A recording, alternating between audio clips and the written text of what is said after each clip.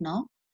So the Floyd's algorithm is for all pairs shortest path. That means for a given graph, it gives you the shortest path from each of the vertex.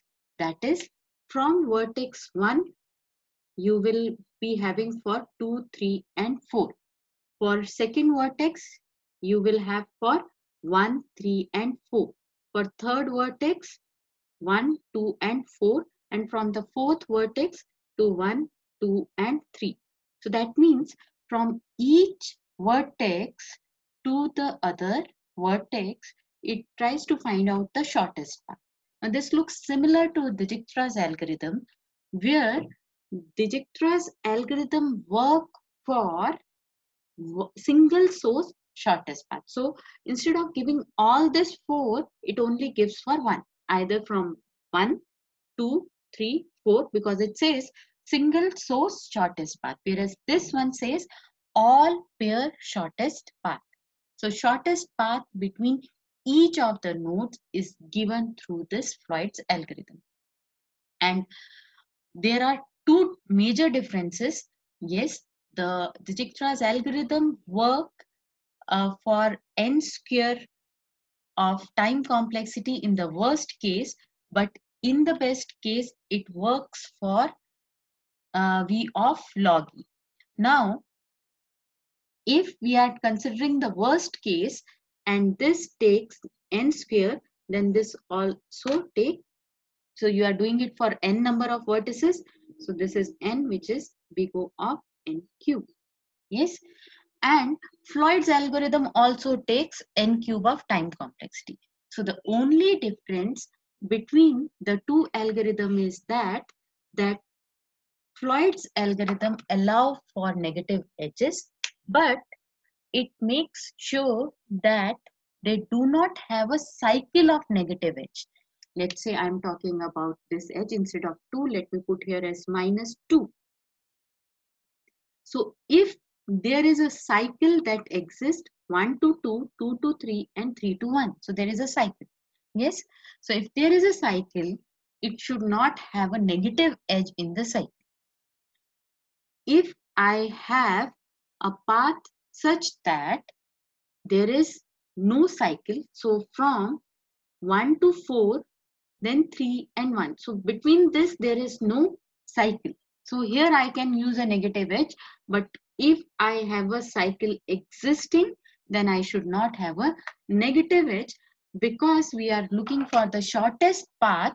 So that negative edge will keep on giving you a smallest path, or will give you a negative value of the path length if you keep on going into that cycle, because it will keep on always reducing the values.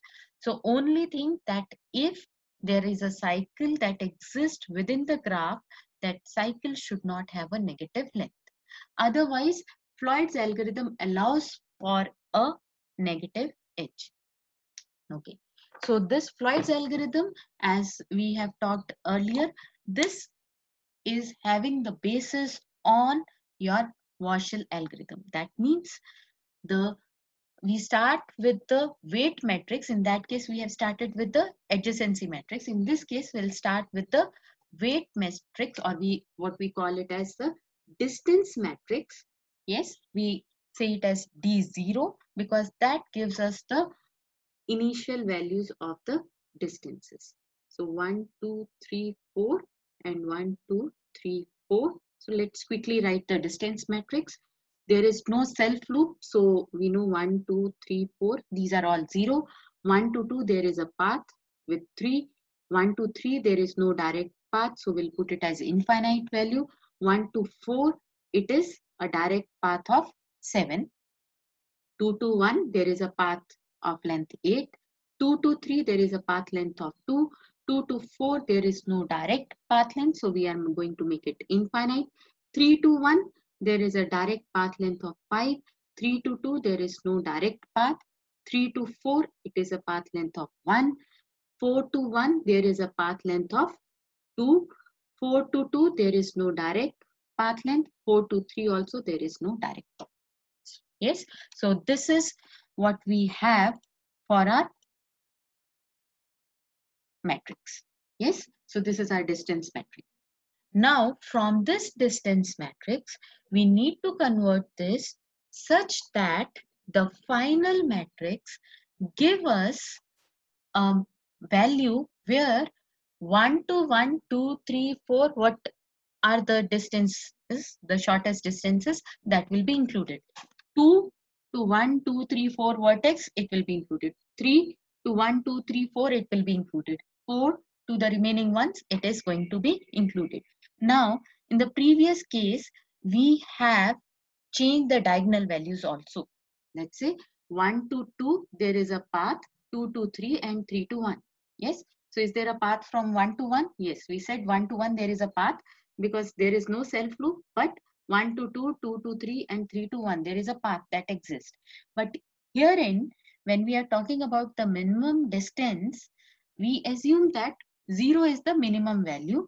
So 1 to 1, it is going to give you a small value. So we are actually going to take it as 0. Fine. So that is one change that we will be considering here. So herein again, as we have talked earlier, you will have D0, some D k value. So this is actually a superscript k minus 1 d of k and then d of n.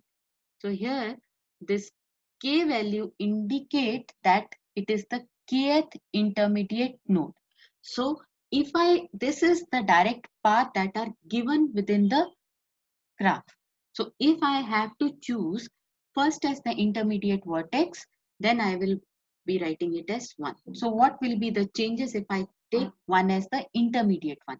Then second as the intermediate one, third as the intermediate one, and then fourth as the intermediate one.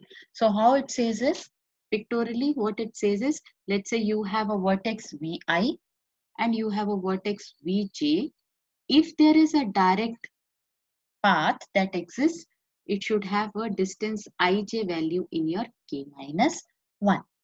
And then if this value is equal to 0 or it is equal to infinite or it is equal to a very high value, then we will look in for any other intermediate vertex such that this is dik and this is dkj. So what we will try to find out is minimize between dij in the previous distance matrix and the distance of ik in the previous matrix plus the kj in the previous matrix.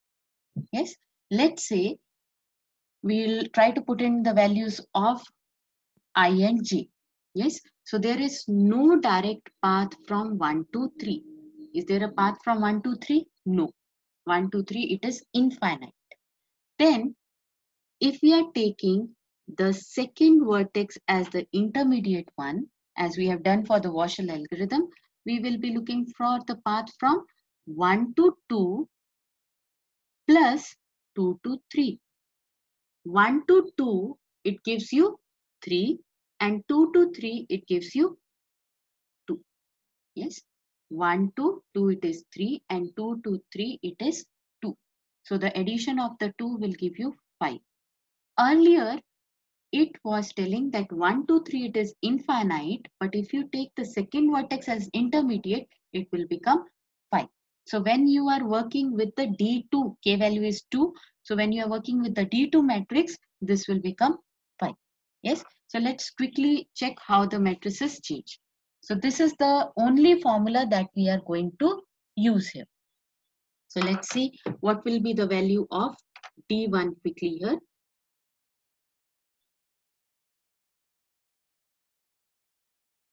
Okay. So for this, what we have to do is, again, as we have done for the previous case, your first row and first column values will not change. If you are taking the first vertex as the intermediate one, 1 to 2, it is not going to change. 1 to 3, it is not going to change. 1 to 4, it is not going to change. Yes. So let's put the values here. For I value of 1, yes, if we are putting this values here, so we are putting ik and kj value. That means 1, 1 and 1, 1. So it is not going to change. This will be 1, 1 and 1, 2. K value is 1 and j value is 2. So in this case, nothing will change because we are saying 1 to 1 plus 1 to 2. So it is going to remain the same. Yes. So I'm going to write it exactly the same here, as well as I'm going to include the diagonal values also the same. So for the remaining ones, we will check for the values. So for this one, we'll start with the second row. So the I value is 2. So the first two values are already there. So we'll try to find out the value of 3 with the intermediate value as 1. So this value will become 2, 1 plus 1, 3. So that means we are trying to find out the path from the 2 to 1. It is there, that is 8, and 1 to 3, it is not there. Yes, so that is infinite value. And the previous value of dij, that is for this one was d23 was already 2. So we are going to try to find out whether 2 is greater or 8 plus infinity is greater. So 2 is still smaller. So we are going to retain it because we want the shortest path. Now move on to the next one, j value, that is 4. Yes, so we will be looking for 2 to 1 plus distance of 1 to 4. Yes, this is I value, this is k value, this is k value, and this is j value. And the previous di4 value was infinite. So d21 is 8, d14 is 7. So this is equal to 15. 15 is smaller than infinity, so we are going to take this value. Yes. So let me move for the second one.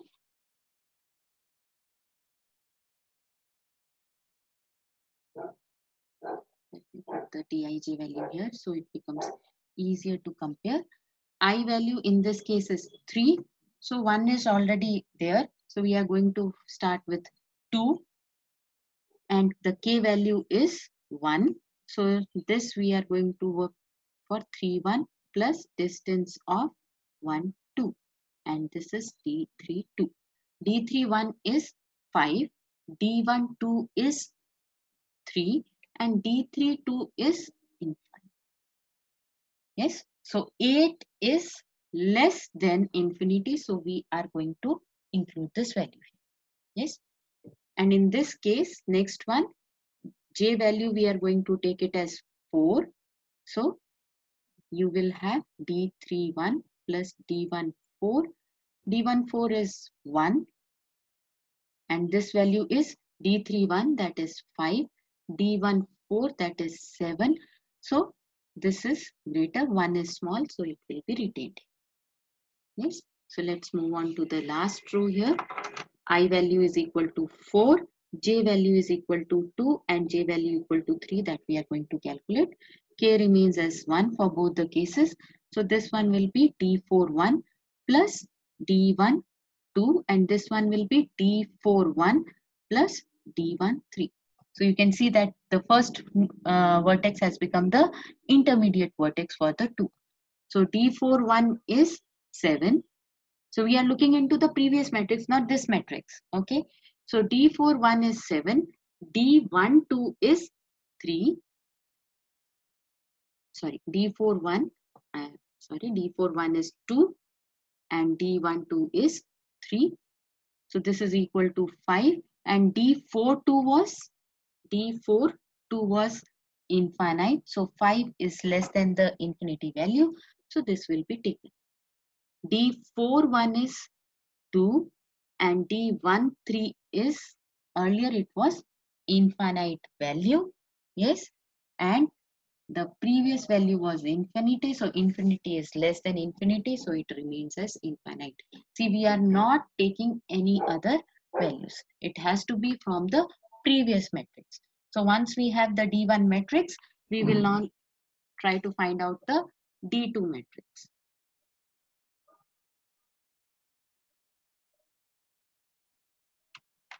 And as in the previous case, we are going to take the second row and second column values as it is, because second is the intermediate vertex that is taken now.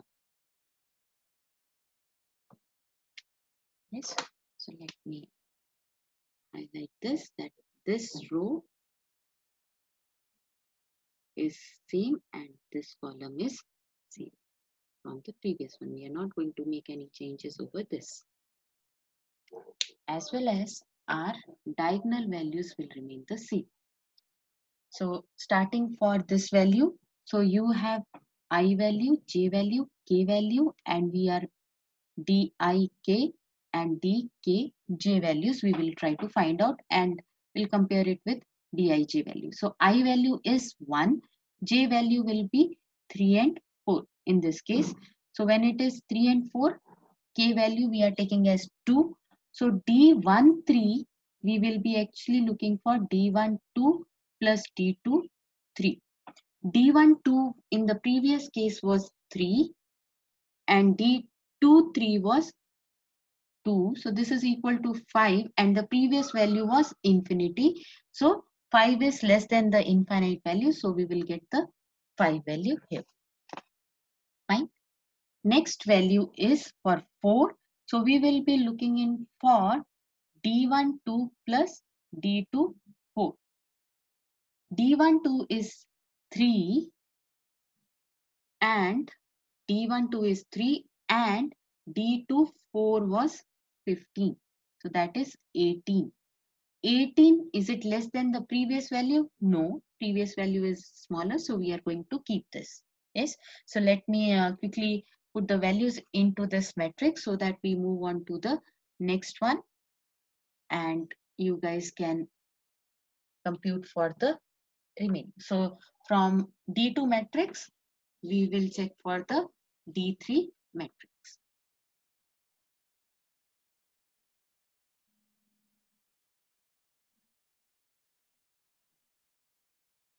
For here, what we will have, because third is the intermediate one, so the third column and third row will remain the same. So 5, 2, 0, 7, 5, 8, 0, 1 will remain the same.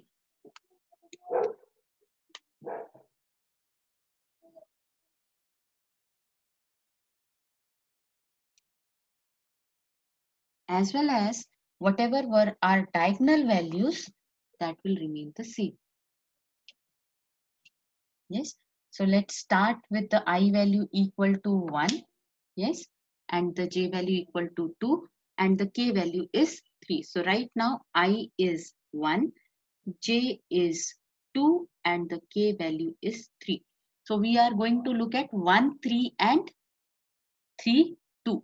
Yes, so the values that we will have, let me put the values here. I'm not going to erase this matrix because to put the values here, I need the previous matrix. So I, J, K, then D, I, K and D, K, J values that we will see. So I value is 1, J value is 2, this is 3. So we are going to look at 1, 3 plus D3, 2. D13 is 5 and D32 is 8 and the previous value was 3. So 3, is it less than 13? No. So we are going to retain the value. Now J value is equal to 4. Yes. So K is anyways 3 only. So D13 plus D3, 4. 1, 3 is 5 and 3, 4 is 1. 5 plus 1, 6 and the previous value is 7. So 7 is greater than 6. We have gotten the smaller value. So what we are going to do is we are going to change the value here as 6. Fine. So moving on to the next row quickly. I value is 2, j value is 1, k is 3. So we are looking at 2, 3 plus 3, 1. D2, 3 is 2 and D3, 1 is 5. 2 plus 5, 7. So in this case, what will happen is 8 is greater than 7. So we will have the updated value. Yes. Moving on to the last value here in the second row. So we will be working with D2, 3 plus D3, 4. D2, 3 is 2 and D3, 4 is 1. So this value is 3. The previous value was 15 and now the value is 3. So we will update the value 3 here. Similarly, for this one, D4, 1, when the intermediate is this, so we will be working with D4, 3 plus D3, in this case, for D4, 1, we will look for D4, 3 plus D3, 1. So D4, 3 is 7 and D3, 1 is 5. So 7 plus 5, 12 we are checking, whereas this value is already 2. So we will retain the value. And for D4, 2, this value, D4, 3 and D3, 2. D4, 3 was 7 and D3, 2 was 8. 8 plus 7, 15. The previous value was 5. So we retained. Yes. Now moving on to the last matrix, that is the D4 to get the all pair shortest path.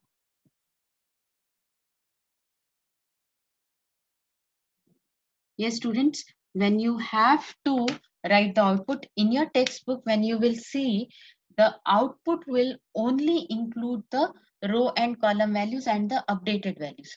There is no calculation that is given side by side, but for your examination purpose, you need to write those values also.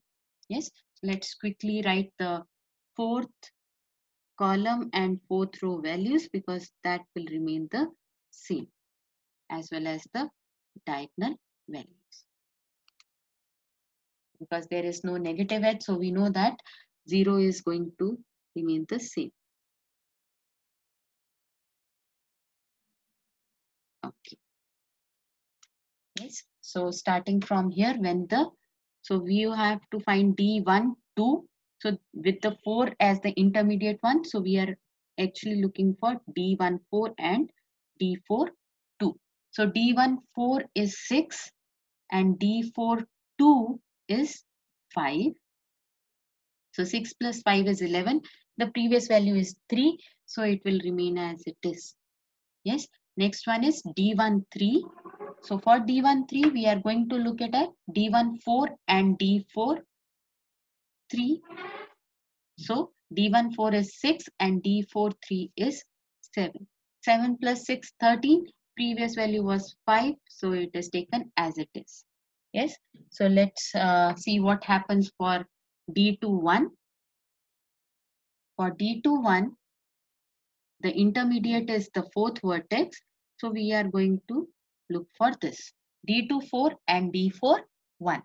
D2, 4 was 3 and D4, 1 is 2, which is 5. The previous value was 7. Current value is 5. So we are going to include this. Yes. Let me quickly write the other values. Yes. So we are done with this. So on the same lines, the updated values here are taken. When you are taking D3, 1, so you will be talking about D3, 4 and D4, 1. So that is 1 and 2, 3. If you have to find the path from 4 to 1. Yes. And similarly the other ones. Now, in here also, if you see, the running time of this particular one also remains the same. So for this also, what you will have is your big O of NQ for the Floyd's algorithm for the all pairs shortest path. So